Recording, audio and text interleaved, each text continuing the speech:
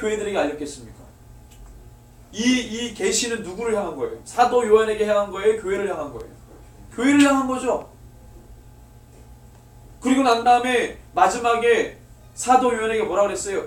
때가 가까우니까 임봉하지 말라 그랬어요. 지금 답 다 나왔어요. 답 다 나왔다고. 교회.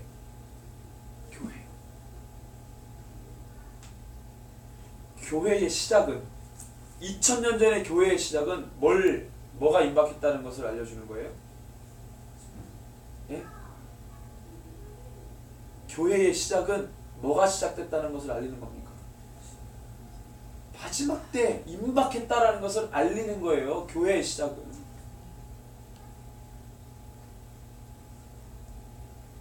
그래서 그 교회의 시작, 저는 봉했어요. 근데 이제는 그 봉한 것을 누가? 교회가 열어서 주님이 오실 길을 뭐 하는 거예요? 준비하라는 거예요. 때가 가까이 왔다. 이거는 그 시대마다 준 하나님의 미션입니다. 구약에는 뭐 이스라엘 민족에게 준 미션, 이 왕과 제사장과 선지자들에게 준 미션, 그 시대마다. 지금은 뭡니까? 2000년부터 지금까지. 교회에게 준 미션, 교회에게 준 미션은 뭐예요? 임봉하지 말아라! 하나님의 말씀. 때가 가깝다 이거예요. 그래서 11절에 보니까 불의를 행하는 자는 그대로 불의를 행하고 더러운 자는 그대로 더럽고 의로운 자는 그대로 의를 행하고 거룩한 자는 그대로 거룩하게 하라. 이 말 되게 무서운 말이에요, 여러분들. 여러분들 생각해 보세요. 불의를 행하는 자는 어떻게 됩니까? 심판받죠? 불의를 행하는 자는 그대로 불의를 행하고 심판받죠. 그 불의함으로 심판받죠. 더러운 자는 그대로 더럽고 심판받죠. 의로운 자는 그대로 의를 행하고 어떻게 됩니까? 이 사람은 구원받죠. 그가 행한 대로 갚아주는 거예요. 주님이 속히 올 때 자기들이 행한 대로. 여러분들 이 얘기했어요. 자, 여러분들 보세요. 이게 지금 2000년부터 예수님이 온 것 자체가 닉네임이 임마누엘과 예수죠. 예수의 이름 뜻은 뭡니까? 자기 백성을 저희 죄에서 구원할 자. 구원의 닉네임이에요. 임마누엘은 심판의 닉네임이에요. 이사야 7장에 나오잖아요. 징조. 보라 처녀가 아들을 낳으리니 그 이름을 임마누엘이 하리라. 그러면 마태복음에 나오는 거고, 이사야 7장에는 뭐라고 해요? 보라 처녀가 잉태하는 게, 처녀가 어떻게 그 아이를 잉태해요? 남자를 모르는 여자가. 말도 안 되죠? 그걸 뭐라 그랬어요? 이게 징조다. 이걸 임마누엘이라고 해라 그랬어요. 근데 예수님 태어날 때 천사가 예수님의 이름을 뭘로 지으라고? 그 임마누엘로 지어라. 이사야 7장에 임마누엘은 뭘로 쓰여졌어요? 아수르 군대가 와가지고 아하스를 징치하는 그 심판의 표적과 이 징조로 뭘 한 거예요? 네? 임마누엘을 얘기한 거예요. 자, 그래서 여러분들 2000년 전부터 예수님이 이 땅에 오셨다. 말씀이신 그분 자체가 이 땅에 사람으로 오셔서 돌아다니시면서 말씀을 증언하시고 회개하라 천국이 가까이 왔다. 그 다음에 하나님의 오랜 수건인 이 교회 시작을 알리셨단 말이에요. 그럼 예수님이 이 땅에 오신 것과 교회의 시작은 저번에 그랬죠? 예수님이 오셔가지고 마태복음 23장에 종교 지도자들에게 막 심판하시잖아요. 말로 화 있을진저 그들의 행위로 그들이 보응받고 이미 그들의 상을 받았고, 그들의 상을 받았다는 게 뭐예요? 심판 받았다 이거예요. 예수님이 와가지고 그 종교 지도자들에게 말할 때 이 사람에게는 용서가 없어. 예수님이 너가 행한 대로 너가 상을 받았고 너가 보응을 받았다는 거예요. 화 있을진저 그럼 심판 받은 거예요. 이미. 예수님이 이 땅에 오셔가지고 말씀하시면은 그 말씀이 떨어짐과 동시에 심판인 거예요. 교회의 시작은 그런 상황에서 시작된 거예요. 교회의 사역은 바로 그거예요. 예수 그리스도를 증거케 합니다. 근데 뭐라 그래요? 11절에 불의를 행한 자는 그대로 불의를 행합니다. 복음이 증거되는데 여전히 불의를 행한 자는 뭘 행한다고요? 불의를 행해요. 더러운 자는 그대로 더러워요. 이제는 심판의 초읽기가 들어간 거예요. 2000년 전부터. 그렇지만 우리에게 주신 사명은 뭐예요? 계속 예수 그리스도를 계속 전하는 거죠. 그렇다고 세상이 다 복음화 됩니까? 아니죠. 성경 뭐라 그래요? 불의를 행한 자는 불의를 행하고 더럽게 되는 자는 더럽게 행합니다. 우리가 복음을 전해요. 그래서 하나님의 공의가 있는 거예요. 예수 그리스도의 이름을 들어야 되는 거예요. 그렇지만 더럽게 행하는 자는 더럽게 행할 거예요. 불의를 행한 자는 불의를 행할 거예요. 말씀이 떨어짐과 동시에 심판이 임합니다. 2000년부터 지금까지는 그 시대인 거예요. 그래서 봉함하지 말라. 때가 가까이 왔다는 거예요. 교회의 사역은 예수님의 사역과 동일합니다. 예수님은 다니시면서 뭐예요? 죽은 자를 살리죠. 죄의 심판을 선언하고 죄사함을 선언하죠. 심판과 구원이 동시다발적으로 일어나죠. 그거는 단순하게 병을 고쳤다는 얘기가 아니라 예수님께서 그렇게 행하시면 우리도 그 사역을 한다는 거예요. 우리가 열방에 가서 복음을 전하잖아요. 복음을 전함과 동시에 심판과 구원이 동시에 일어나는 거예요. 예수님의 사역이 그랬어요. 나는 알파와 오메가의 처음과 마지막이요 시작과 마침이라. 이 13장 같은 경우는요, 요한계시록이 처음에 뭐라고 하냐면 나는 알파와 오메가요. 요것만 얘기했어요. 그 다음에 두 번째 갈 때는 나는 알파와 오메가의 처음과 마지막이요. 그 다음에 이 13절에 22장 13절에 와서는 나는 알파와 오메가의 처음과 마지막이요 시작과 마침이라. 이게 딱 계시록에 걸쳐서 3번 나와요. 3번. 이 표현이 3번. 이 얘기는 뭐예요? 하나님이 시작과 끝이라는 것을 강조하는 거예요. 강조. 마지막이 있다는 거예요. 끝이 있다는 거예요. 그걸 모른다는 거예요. 사도 요한은 봤잖아. 끝이 어떻게 끝나는지, 세상의 끝이 어떻게 끝나는지 사도 요한은 봤단 말이에요. 14절을 같이 읽습니다. 자기 두루마기를 빠는 자들은 복이 있으니 이는 그들이 생명나무에 나아가며 문들을 통하여 성에 들어가며 권세를. 자기 두루마리를 빠는 자들은 누굽니까? 어떤 자들을 말하는 거예요? 옥시크림 가지고 진짜 이거 빤 사람들 말해요?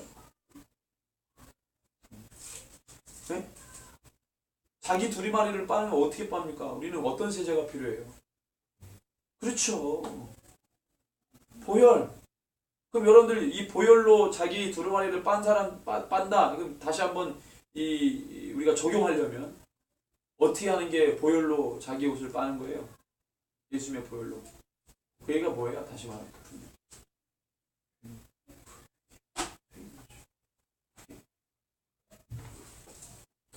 죄의 시대에는 예수 그리스도의 이름으로 선포하며 보혈의 능력을 힘입고 회개하는 자, 자기 두루마리를 빠는 자. 개들과 점술가들과 음행하는 자들과 살인자들과 우상숭배자들과 및 거짓말을 좋아하며 지내는 자는 다 성 밖에 있으리. 교회 밖은 어떻게 됩니까? 교회는 노아 시대 때 예수님이 규명한 마지막 시대는 노아 시대와 같다. 노아의 방주는 뭐였어요? 교회죠. 교회. 노아는 120년 동안 뭘 지은 거예요? 방주 지었죠. 방주는 구원의 이 도구죠. 그래서 뭐라 그랬습니까? 우리가 예배하면서 지금 그리스도인들이 뭘 만들어야 돼요? 교회를 만들어요. 교회. 생명 살리는 교회를 만들어요.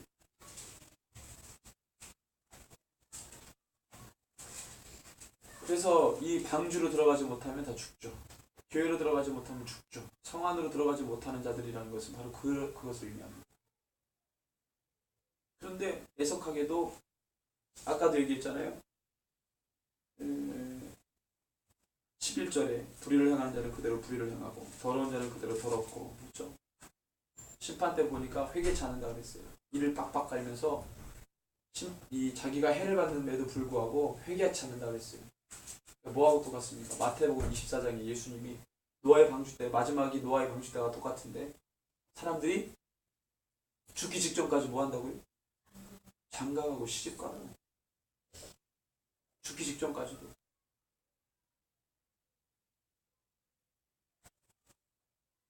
어떤 분이 페이스북에다가 이런 글을 올려놨어요.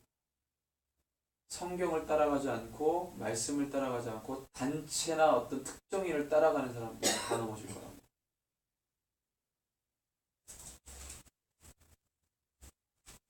근데 그 글이 얼마나 공감이 되는지. 그러면서 거기에 올라왔던 뉴스 하나가 예수전도단을 일으켰던 오대원 외국 선교사 있어요. 이름이 오대원으로 개명했는데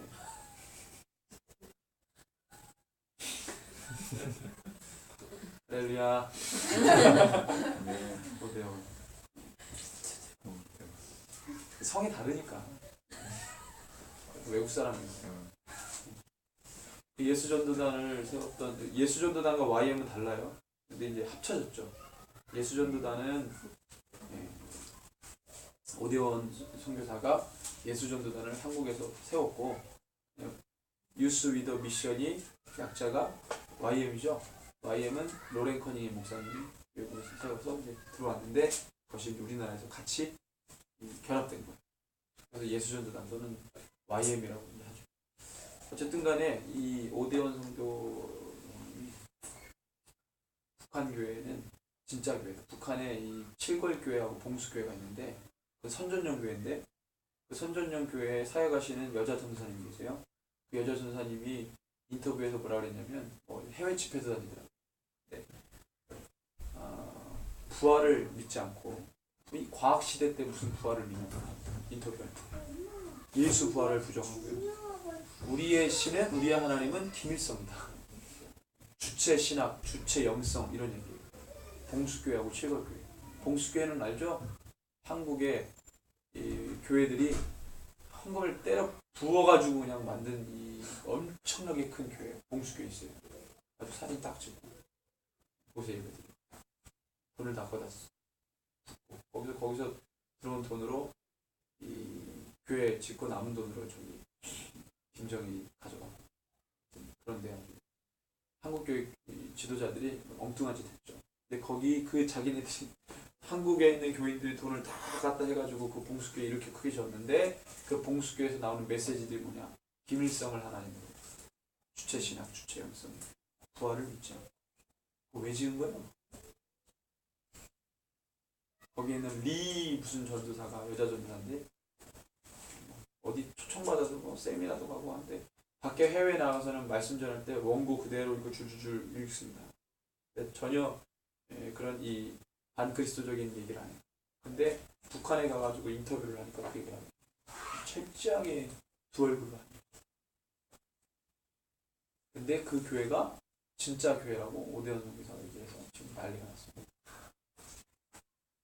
그냥 봐도 우리나라의 삼척동자도 이 칠곡교회하고 봉수교회는 이 선전용 교회라는 거 다 알잖아요. 모르는 사람이 있나? 근데 그걸 진짜 교회라고 말합니다. 그러면 북한에 탄압받으면서 이 순교당하면서 예수 믿는 지하교회는 뭐라고 해요? 히든처치라고 하는데 숨겨진 이 교회들. 이 교회들은 뭐예요? 봉수교회, 칠곡교회가 진짜 교회면 그 교회들은 뭐예요? 맥락이 없이 막 얘기하는 거예요. 그래서 막 지금 그 오대원 한국 예수전도단의 그 대표 오대원 선교사가 그렇게 얘기하는데 이 예수전도단에서 공식적인 입장을 얘기해야 되는 거 아니냐 뭐. 거의 다 아는 얘기도 아니라 그러고 다 버젓이 나쁜 거라고 드러나 있는 것도 아니라고 포장하고 뒤죽박죽이에요. 뒤죽박죽. 한국교회 말씀을 어떻게 보는지. 근데 그 왜 그렇게 생각하는 줄 알아요? 그 사람들도 말씀을 읽고 설교하는 거예요. 말씀을 읽고. 말씀을 읽고 설교하는데 어떻게 그렇게 다르게 설교합니까? 정보를 몰라서. 북한 교회 정보를 몰라서. 요즘에는 SNS 얼마나 잘 돼 있어요. 유튜브에 치면 다 나와. 그런데 그걸 몰라가지고 거기서 뚱땅지 같은 소리를 하면서 그래도 예수전도단 큰 이 단체를 만든 그 오대원 선교사는 사람이 그런 엉뚱한 얘기들을 하고 돌아다니는. 그런 사람들이 한 번 이야기하면 그 사람이 인지도가 있기 때문에 이거 파급 효과라는 거예요. 그러면 좀 생각 없이 뇌를 빼고 다니는 애들은 그런 분의 이야기하면 와, 진짜? 그럴 수도 있겠네? 이렇게 생각할 거 아니에요.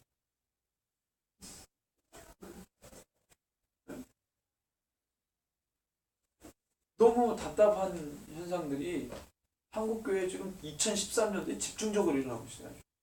WCC와 함께 해서 용공주의자, 종북세력 이런 잡단 너무 가슴이 아파요. 열방에 대해서 2012년도, 2011년도, 2012년도 열방에 대한 마음을 가지고 계속 사역을 해왔다면 2013년도는 한국교회 때문에 가슴이 너무 아파요. 정말 이대로 한국교회가 열방을 품어도 되는가? 그 소중한 열방을 이 한국교회가 품을 자격이 있나? 그런 생각이 드는 거예요. 청년들 보면은 자기 집에서 그냥 찐따가처럼 살다가 해외 나간다고 그러니까 막 그래 눈 동그라지고 막 따라 나가려고 이런 애들을 제외하고 여기 여러분들처럼 신실한 사람들은 아름답게 열방 품고 나가려고 하는데 이 맥락 없는 청년들 가운데 그런 애들이 있어요. 나가면 뭔가 확 바뀔 것처럼 환상 품고 가슴이 아픈 거죠. 한국교회가 이대로 열방 예수님께서 유훈처럼 남겨졌던 그 땅끝까지의 복음 선교를 과연 이 한국교회가 품을 자격이 있느냐, 그 열방을 품을 자격이, 땅끝을 품을 자격이.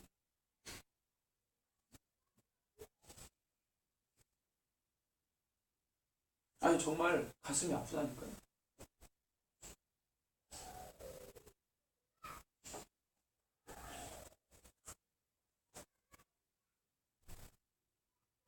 우리가 예수님의 그 명령을 욕먹이는 거죠. 내가 시간 남아돌아서 그렇게 하는 것도 아니고.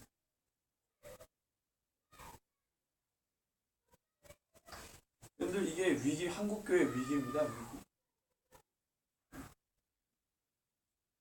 나도 양심이 찔려가지고 그런 소식을 들을 때마다 막 그 가슴이 아리는데.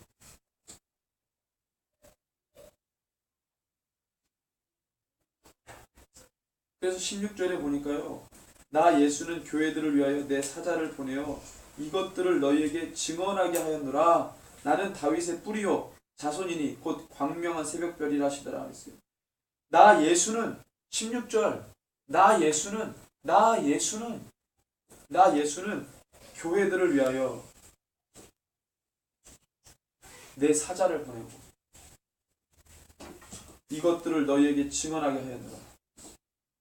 예수님이 증언하게 한 거죠. 교회에게.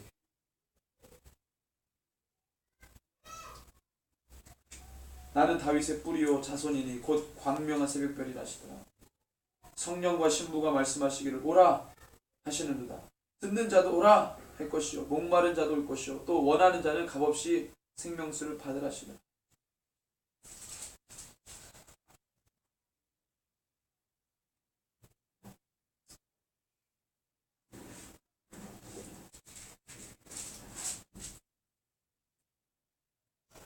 저와 여러분들이 말씀을 이제 맡은 자죠. 받은 자고. 그래서 이 말씀에 기록된 하나님의 마음과 뜻을 가지고 나아가는 자인데 여러분들이 이 말씀을 붙들고 기록된 대로 18절에 보니까 내가 이 두루마리의 예언의 말씀을 듣는 모든 사람에게 증언하노니 만일 누구든지 이것들을 외에 더하면 하나님이 이 두루마리에 기록된 재앙들을 그에게 더하실 것이요.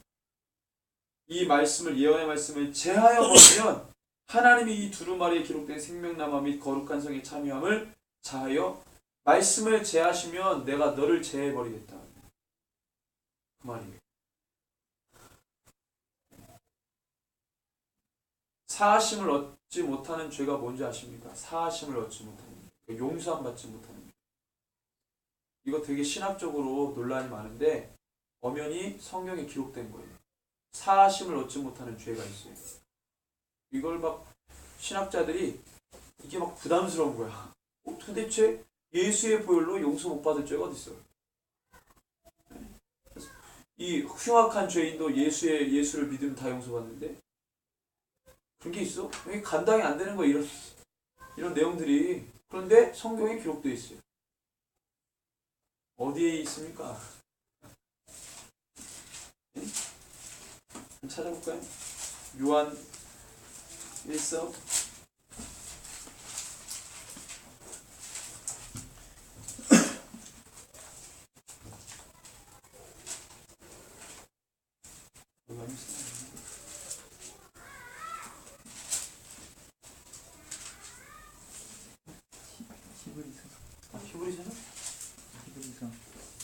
히브리서 몇 장이지?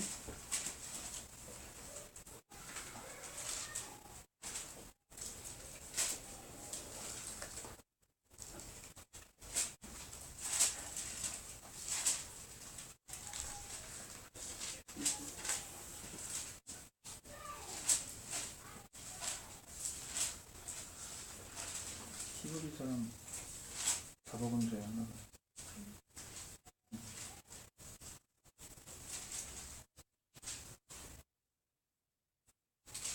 네, 오늘 이거를 반드시 찾읍시다. 네.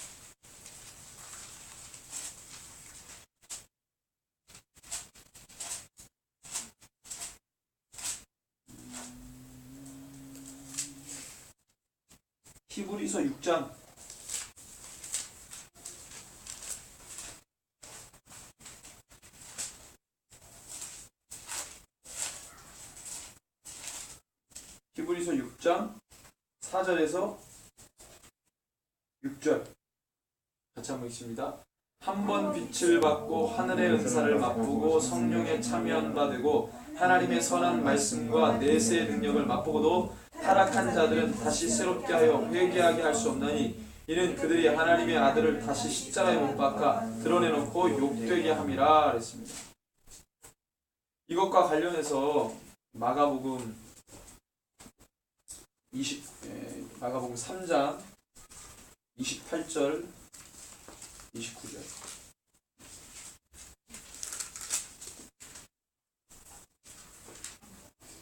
마가복음 3장 28, 29절 내가 진실로 너희에게 이르노니 사람의 모든 죄와 모든 모독하는 일은 사하심을 얻되 누든지 성령을 모독하는 자는 영원히 사하심을 얻지 못하고 영원한 죄가 되느니라. 영을 성령님이 하시는 일을 대적하는 것. 여러분들 히브리서에 보니까 하나님의 이 은사를 맛보고 성령에 참여한 바 되고 하나님의 선한 말씀과 내세의 능력을 맛보고도 은혜를 받고도 맛보고도 타락한 자들은 다시 새롭게 하여 회개하게 할 수 없다 했어. 무슨 의미일까요?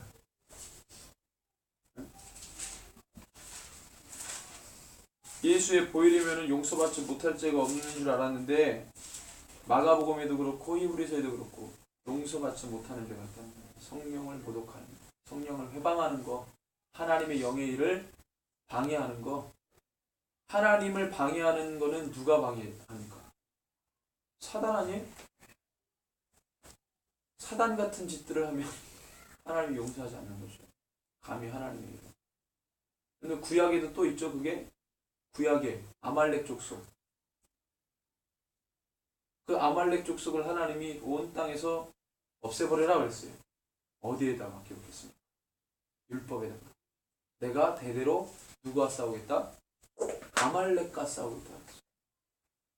성경 전체에서 하나님이 친히 어떤 특정 민족하고 하나님 이름으로 내가 친히 싸우겠다 했던 민족은 아말렉밖에 없어요. 근데 아말렉을 왜 그렇게 미워했습니까? 하나님? 네? 우리 다 배웠잖아요. 바알이 아니고 이 백성이 광야 이스라엘 백성들 출애굽할 때 노약자들 어떻게 했어요? 뒤처진 애들을 괴롭혔잖아요. 그래서 하나님의 평가는 감히 하나님의 백성은 하나님이 하는 일에 걸림돌이 되고 장애물이 돼서 하나님이 내가 친히 이 민족과 싸우겠다. 세상에서 없애버리다.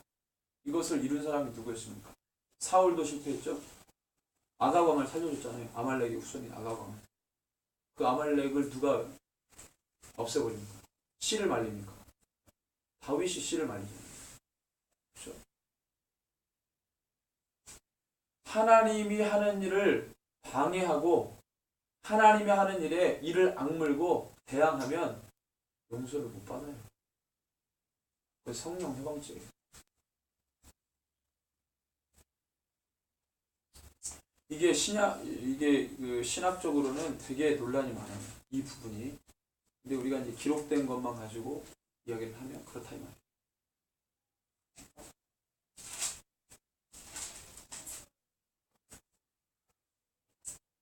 22장 19절에 만일 누구든지 이 두루마리의 예언의 말씀에서 제하여 버리면 하나님이 이 두루마리에 기록된 생명나무와 및 거룩한 성에 참여함을 제하여 버리시다. 성경 곳곳에는 이런 단어들이 많이 나와요. 너무 하나님과 로맨스 찍으려고 하지 마요. 하나님과 너무 로맨스를 상상해서 그렇잖아요. 생명이 왔다 갔다 하는데 무슨 로맨스예요? 생명이 왔다 갔다. 내가 여러분들 논개 알죠? 논개. 논개가 왜 유명하죠? 끌어안고 뛰어져요. 둘을. 적장을 사랑해서 끌어안고 뛰어내렸습니까? 그 논개가 뭘 사랑한 거예요? 조선을 사랑한 거예요. 조선을 사랑해서 적장을 끌어안고 강에 뛰어든 거예요. 그런데 이런 용기가 있어요. 예수님은 우리를 사랑하셔서 죄를 끌어안고 뛰어들었어요. 그리고 우리가 그대로 하는 거예요, 교회가. 그리스도입니다.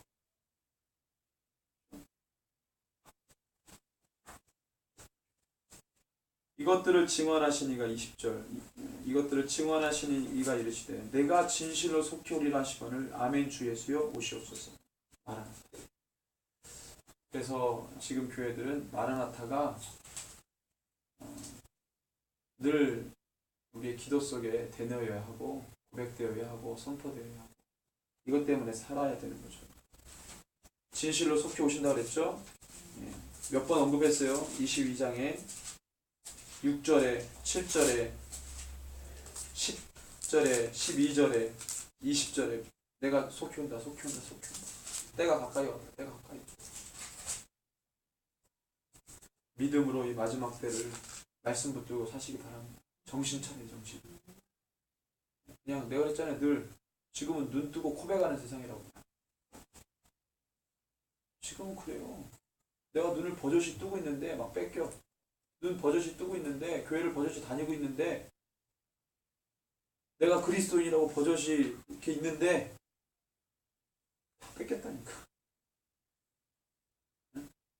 내가 가고 있는 이 걸음걸음과 길과 노선이 무엇을 위한 것인지 철저하게 규명하고 컨펌하고 주님 앞에 바로 서는 작업들이 우리 가운데 필요합니다. 내가 그냥 가니까 가는 거죠. 이러지 말고. 누가 갔으니까 그냥 가는 거죠. 이러지 말고.